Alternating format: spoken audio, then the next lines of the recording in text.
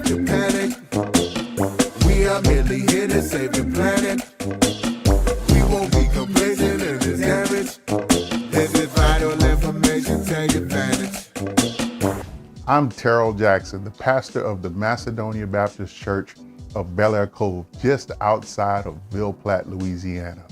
We may be just a little difficult to find, but when you get here, you'll realize you're right at home. The mission of our church is the same mission Jesus gave over 2,000 years ago, and that's to reach the lost for his kingdom. We hope you're encouraged by today's gospel presentation because it's tailor-made for you.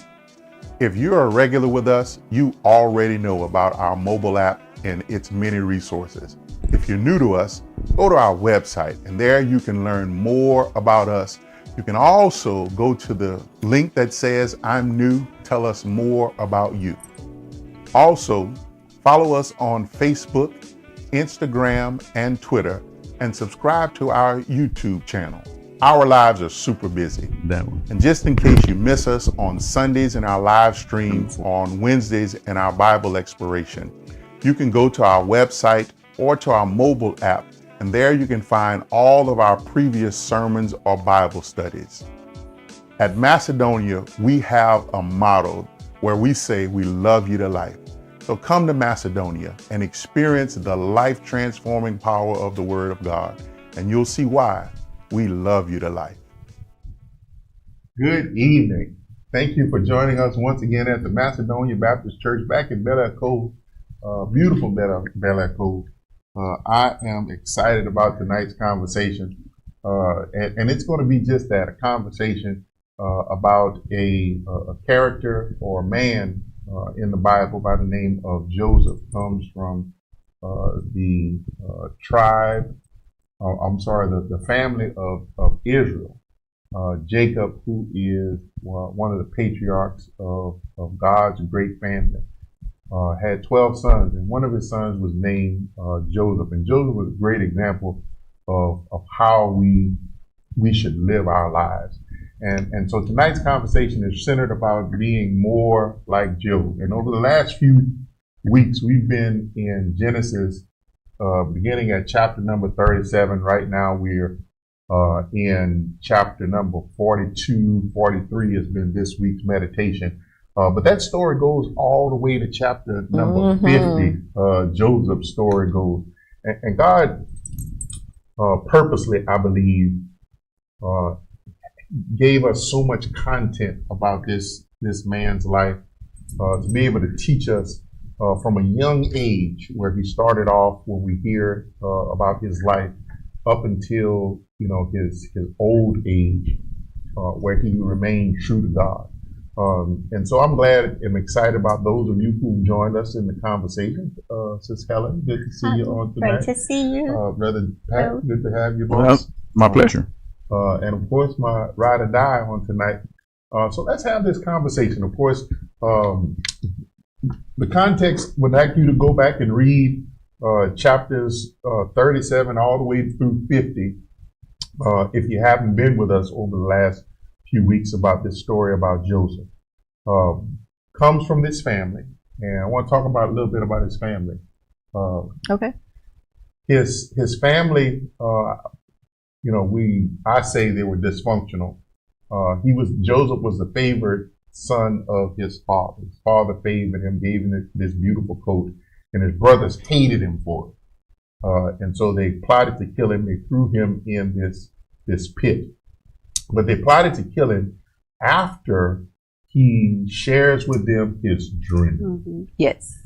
And I want to stop and talk a little bit about that for a minute. He tells his brothers and his father about these two dreams that they have. And I don't know if you remember the dialogue when he's telling the dreams. He doesn't give the interpretation of the dream. That's correct. And they understood the dream. Yeah. It was not a gift that Joseph had. It was a family gift.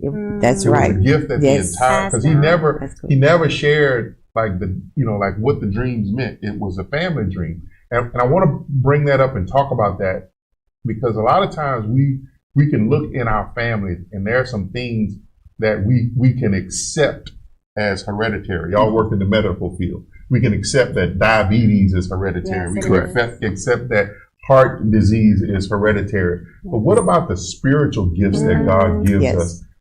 When we will accept that God has given our family certain gifts that And- we're predisposed to. Right, because we even see it in the entertainment industry. The Jackson family, Right. all of them could sing, Right. and we could see that we can identify, some sort of talent Right. among family members, and yet we may not necessarily recognize the spiritual gifts. And I think it's the enemy's design to be able to do that, because once upon a time, I remember growing up in Houma, and there was a place, the Firestone dealership in Houma was owned by a man named G.G. Marcel, but it was G.G. Marcel's and Sons.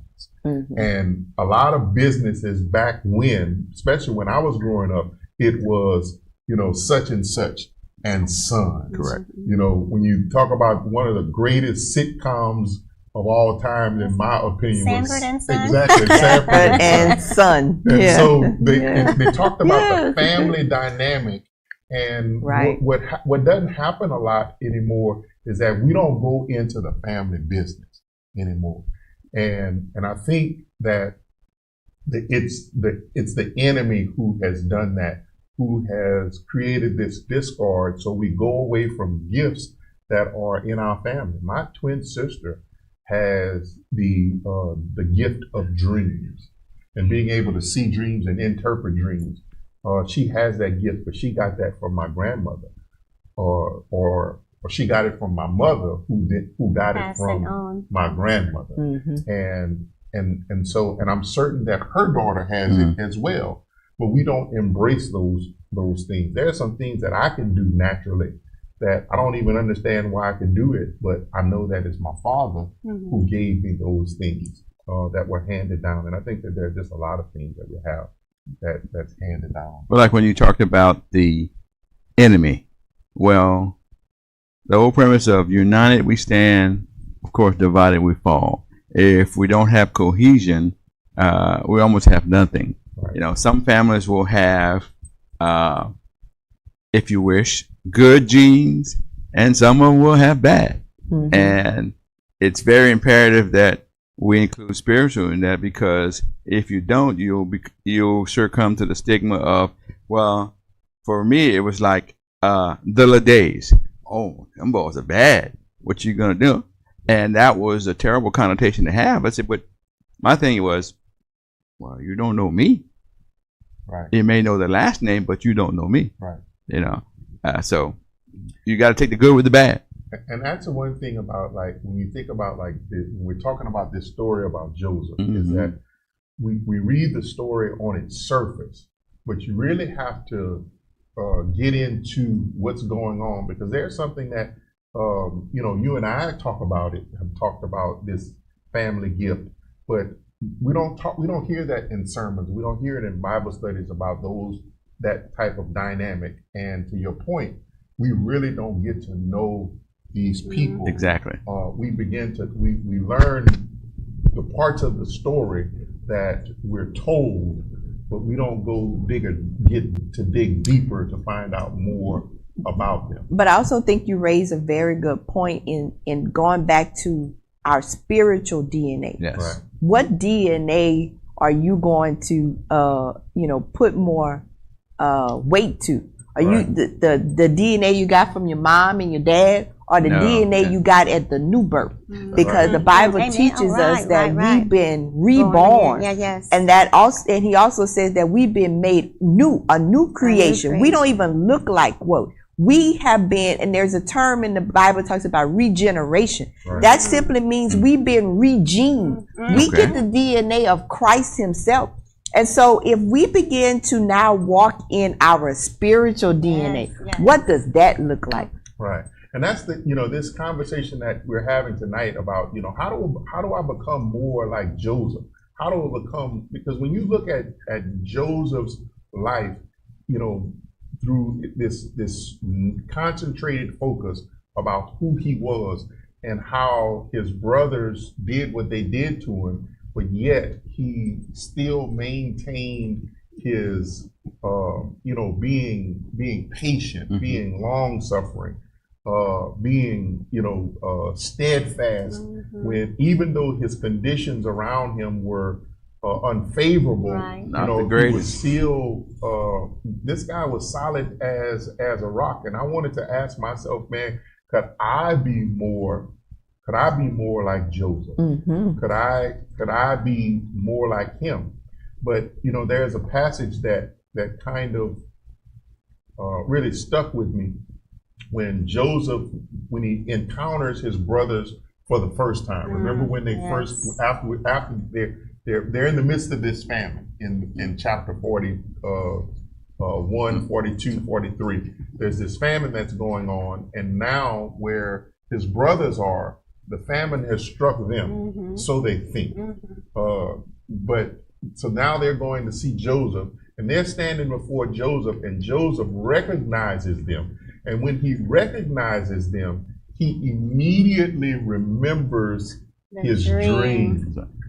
And I thought about that when we talk about one of the reasons why we can't be more like Joseph is because the distractions of life can cause us to lose, focus on the things that God has placed on the inside of us, our dreams.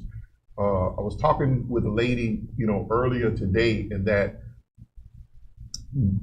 life every day there's going to be a distraction. Every single day there's going to be something that's going to happen that's not according to your plan. But then how do we handle and how do we react to those things? When I'm looking at Joseph's life, when something popped up, he never changed who he was. That's so true. Like along his life's journey, he never allowed the distractions of life, because life happens. Now, I say life happens, but somebody else might say, there's something else that happens. But that does happen too. Yeah. Yes. And so when that happens, how do you handle that? How do you react to that? And you have to be, I just think you have to be disciplined enough to expect that something is going to pop up today. You asked us to ponder a question about in the entirety of Joseph's life and his story, what did we learn about ourselves, or what did we learn that we want to take from Joseph's story and begin to apply it? And for me, it was that God has a master plan. Yeah. No matter what happens, no matter what situation you find yourself in, no matter what people have done to you, no matter what you may have done to yourself, no matter what family you're born into, no matter the conditions you find yourself in, God has a master plan. Amen. And we have to trust his plan no matter what.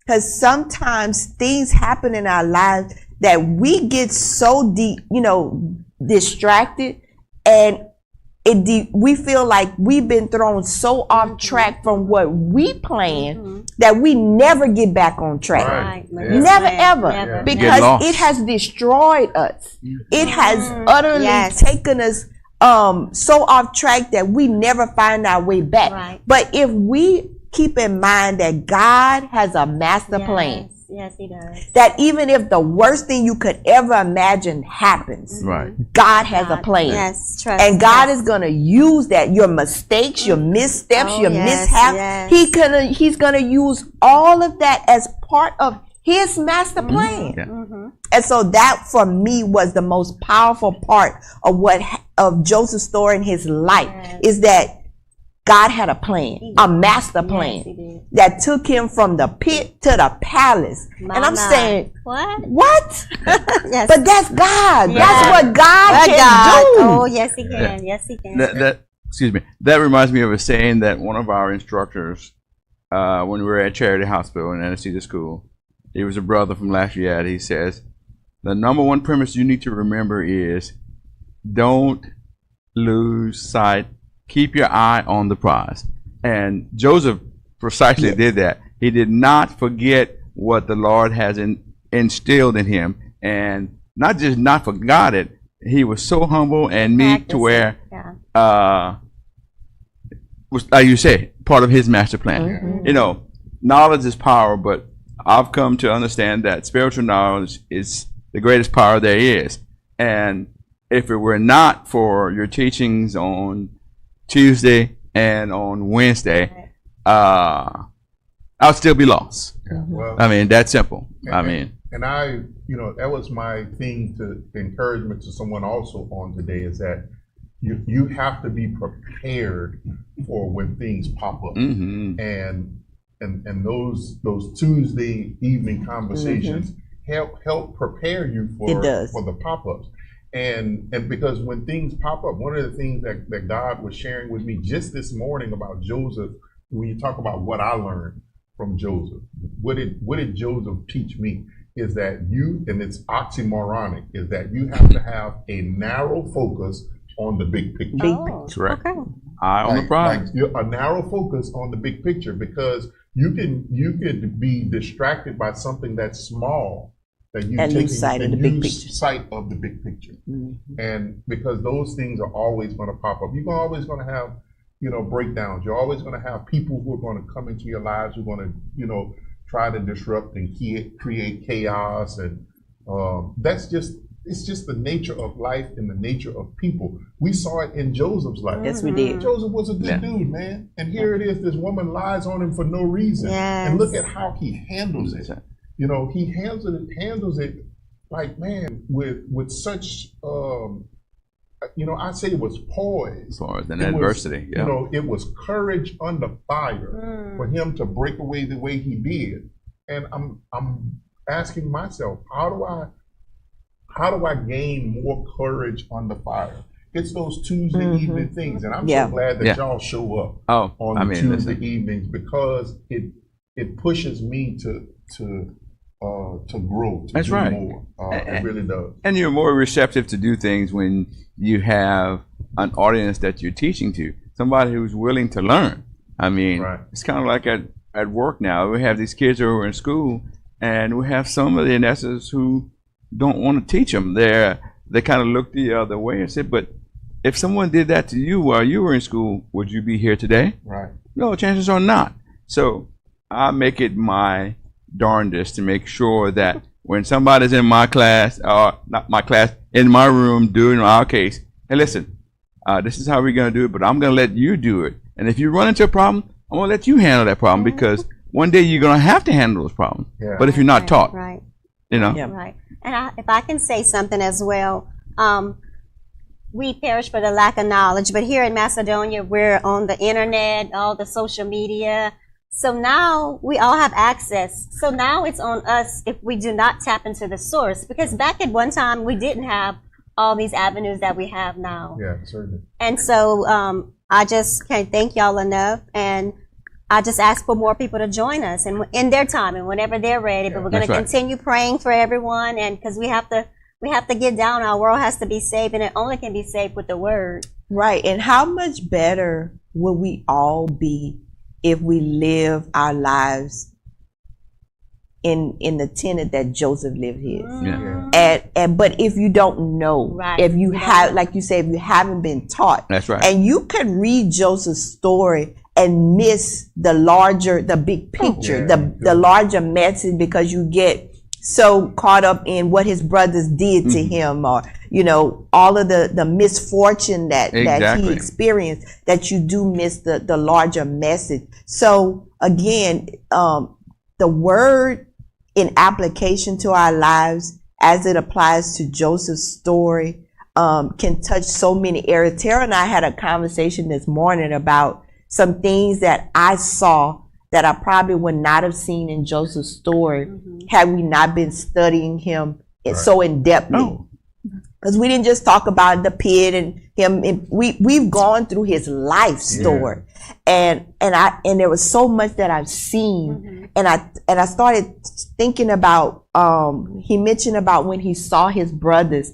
We initially talked about how when Joseph, all this stuff happened to him, he seemed like he was emotionless, like you know, he was taking it all in stride. Like Right. he was strong, and then we get to where he sees his brothers after all this time and all this emotion that comes forth, and we Right. start to see Joseph is a man with emotions that felt and was hurt and was grieved for his everything he lost, the time he lost with his brothers and his father, but how he handled it though. Right, yeah. Was the ticket. How he handled Definitely all was- of that. Definitely was the ticket, man, because he got to the point where I am human, but I've been granted a not say position, but I've been granted Opportunity. Yes. opportunity that has been given by the Most High, as By the God Lord, himself. by Yes. God Himself, and I have to. Yeah, I might walk to the corner and wipe my eyes Yes. again, but I have to do His will. That's right. Yeah. I may have to Yeah, cry, but I still That's right. gotta I mean, gotta fulfill the purpose that God has called me Yes, to. yes. Yeah. And I think what struck me about Joseph is, and I think sometimes I guess it's how we measure ourselves. Because I also was having, we've been conversations with a lot of people surrounding this story of Joseph, and we've been looking at ourselves and talking about how Joseph has made us better. But I was wondering about Joseph. When we talk about how Joseph has made us better, who made Joseph better? Like Yeah. Joseph, like we talk about how iron sharpens iron, and y'all talk about what Tuesday night does for y'all, and I've expressed what Tuesday night does for me. It sharpens me, and it helps me to go and rub up against something so I can become sharper.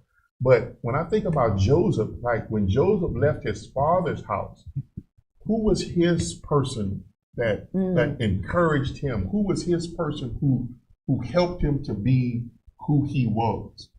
And when I'm thinking about that, I realize I think sometimes the reason we don't grow is because of the cohort or the people that we surround ourselves with. We surround ourselves with people who are a lot like us. That's right. And so when I compare myself to you, and I'm just saying, when I compare myself to you, when I compare myself to you, I don't feel so bad about myself. Right. You understand? Yeah, Because man, we all, we pretty much on the same level. So I don't have like a high standard to ascribe to, because I don't have to I don't have to stand out. I don't have to become super Who you're great. right, who you're not. But Joseph was, even though he didn't have the fellas, his brothers around Right. him who got the same training, man, the standard that he maintained, the high standard that no one around him lived up to. I mean, they even said it, Potiphar said it about it, man, God is with you. Yes. There's nobody around who's like you, so we're going to put you in charge. That's right. But Pharaoh said it. but sometimes you have to go back. And you may have to go back a generation or two. We can't forget who his grandfather was. Yeah, I agree. And I'm Yeah, saying, true. what I'm Yes, I'm saying saying- is, look, I was young when my grandfather passed away. But there are people who knew him a lot longer than I had, who told me about him, Yeah. told me about the kind of man that he was. And I'm just saying, somebody had to tell Joseph about the grandfather, his great grandfather, yes, Abraham, his yes. grandfather Isaac, and the kind of life they lived and how faithful they were to God. To God, to God. Hey, listen, I want to talk about this, and I thought I wanted to wait till Sunday to talk about it, but I want to also bring in about Joseph. I want to, talk about where he was and before he goes into Egypt. Mhm. He's in his father's house. Now, right now, the famine is in his father's house, right? Yes. To the brothers. But the solution to the famine was in their house, Yes. Yes. and they chased it away. That's Yes, right. they Yes, did. yes. That's Man, good. That's good. Listen, That's that- good. When I Yes. saw this, Yes. it That's right. gripped me like nothing else. Wow. Because sometimes we could be in relationships with people, And Joseph was immature when he's telling his dream the Yes, first he is. time. Yes. But he's going to grow into this. Wisdom, Wow. Yes, And we yes, push yes. people away Yes, Yes. we do. before Yes, they we grow do. into Yes. what That's they're right. supposed Wow. to be. Yes. And, yes. and that just, Yeah. that gripped me like nothing else. Mhm. Perhaps your salvation is already with In- you In the house. in the In the house, I love it girl. in the house. and in the you're house. pushing it away. All the way. And there are a lot of times I get a lot of flack as a pastor because there are people who are in the house that I won't push away. Yeah. There are people who But are that's what Jesus did. right. He welcomed everyone. They're not where they ought to be, but Right. I won't push them away. No. Yeah. And so I get a lot of flack from people that I won't push Judgmental. away because I know what's in them. Yes. Now, Yes. whether or not they live up to the potential Mhm. that God has placed in them, I want to make sure that if I need such a person, Yes. that they're Have in access. the house. Yeah. And In I the don't have to house. go looking because famine has come to my house. Right. The solution was in Pharaoh's house when the solution should have been in Jacob's house. Yes. And Yes. and, yes. Right. and that's the thing too about for people who others in your family or in your close circle don't see your potential, Yeah. don't see your value, your worth. God knows your value. God yes, sees he your does. potential. And I think Joseph, even though again, I think he knew about the people, his four parents. But when he's in the situation that he's in, he doesn't have anybody. Right. He's left all of his family far away in Canaan land, and he's in Egypt. Yeah. But there's a song that I'm reminded of. Sometimes you have to encourage yourself. Yeah, when yeah, there's yeah, yeah, nobody else, the God in you, you Yeah. just gotta tap into the Yes, God that's in yes. you and encourage yourself. Yourself. And I just believe Joseph was in that pit encouraging himself. Oh. Joseph was in that prison encouraging himself. He said, I don't Yes, have nobody to encourage yes, me. I'm just yes, gonna yes. encourage myself. That's the only way he survived. Yes. Yeah. Yeah. And if you don't bet on yourself, Yes, Joseph yes, is Yes. about self-esteem and about how you have to feel about yourself. And if you don't feel good about yourself, and listen, it's great when you've got somebody else, when you're having a bad day, you're down, somebody Yes. come along and encourage you, give you a push. But man, somewhere along the way, you've got to get to the place where you have to say about yourself, that yes. greater is he who's that's in in me me Than he that's who's in the world. That I'm Yeah, more yeah. than a conqueror. That you have to be Christ able to strengthens feel Yes. good about yourself when nobody else, and it's just the Marvin Sapp thing, that when Joe realized that he saw the best in me, Yeah. When everyone Nobody else. else Yeah. around. Yeah. and So all the they worst. saw was the worst. Yeah. my father favor. Look at him, he don't do nothing, he gets everything handed to him. They see the worst, but God saw something. God saw the Yes. best The in real something thing. different. Mhm. And so, if we're going to be more like Joseph, we've got to take a close, hard look at ourselves. Mhm. Because a lot of times we blame everybody else for where we are and why we're not what we ought to be. Being more Job, with all of he had to go through, he blamed nobody. No. What he did was he trusted in God Mhm. and he just put in the work. Yes. Doesn't matter what his circumstances, what his Yes. conditions were. All he did was he just worked the work of him. Mm.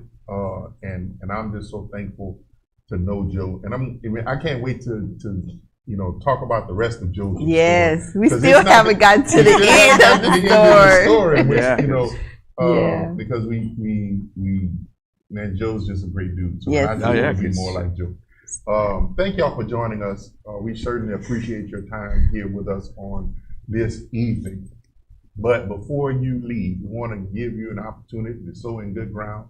Go to our mobile app. You can find it in the our Apple App Store, or you can find it in the Google Play Store. At Macedonia BLC is where you can find it.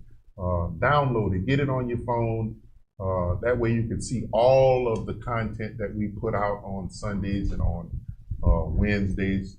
And then you can also give through that app. Make sure you contribute towards our scholarship fund if you're watching us on Wednesdays. And if you don't have our app right now, if you want to give right now, you can go to Cash App to Macedonia BLC and make your contribution towards our scholarship fund so that we can help some young person along their life's journey once they've graduated from high school. We want to thank Deacon Pat and Sister Helen for joining us on tonight. Certainly appreciate you. We want to pray for those gifts before we let you go, and then we go come back and give some shout outs for tonight. God in heaven, we thank you for the day. We thank you for your mercy, your grace, your loving kindness. We thank you, God, for this conversation. We thank you for the blessed life of Joe. We pray that we can be more like him, and in turn be more like your darling son, Jesus Christ. We ask, God, that you would bless us in all our ways. Yes, and those who are watching, we ask it in Jesus' name. Amen. Man. All right, shout outs to Sister Verna Fontenot, Sister Savona Bellard, Sister Tawana Fontenot, Sister Barbara Victorian, Sister Sandra Goodley, Sister Nella Poulard, Sister Laura Jackson, and Sister Aurelia Jones. Shout out Wednesday. Big group tonight. Listen, thank y'all so much for joining us. We certainly appreciate you being with us. And as always, y'all have a great night, and we love you to life. Thank you for watching our broadcast. We hope that you have been blessed. So tune in next time. And as always, we love you to life.